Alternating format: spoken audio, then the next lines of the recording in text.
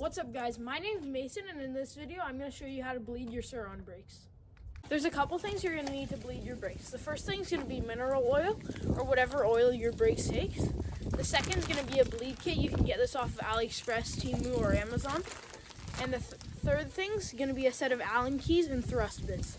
In this video I'm going to be fully flushing out the brakes and replacing all of the oil. So let's get started.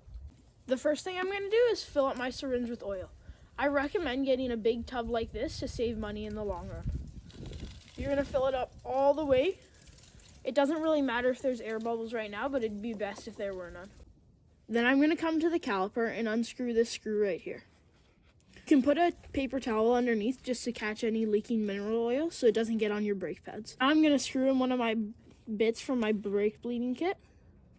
Then I'm going to attach my tube to my syringe and then this little bit.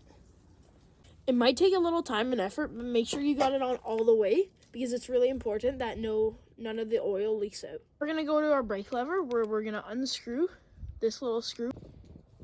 You want to make sure you don't lose this little black ring. Now we're going to screw this little funnel on. You can find this in your brake bleeding kit. It is these two separate pieces, so just make sure you got it right before you mess around with it for too long. After that, we're going to come back down to the caliper and just push all this mineral oil in. And as you can see, that's flushing out all this old gunky oil. And you're just gonna do that till you feel that it's full with fresh oil. So now that my syringe is done, and I can see a ton of oils come out this side, once the brake lines are completely filled, you're gonna grab this little plunger here, and you're gonna push down through the middle just to keep a seal. Because that's going to hold the pressure once you go down back to the calipers. Now you're going to want to pull your hose out and put the screw back in.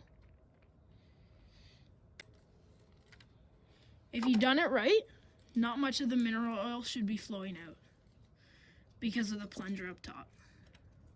Going to get that screw back in pretty tight so it doesn't fall out and no mineral oil can leak out.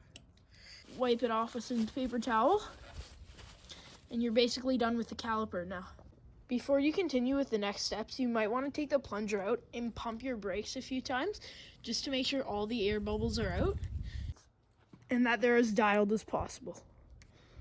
You may even need to take your brake caliper off so it gets to the lowest point so all of the air bubbles can get out.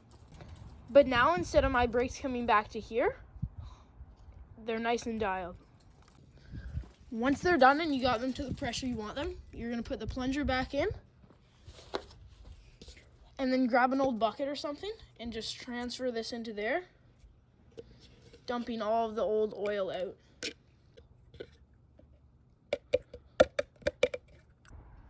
After that, you're just going to unscrew this little bit, put this screw back in, and you are done your bleeding process.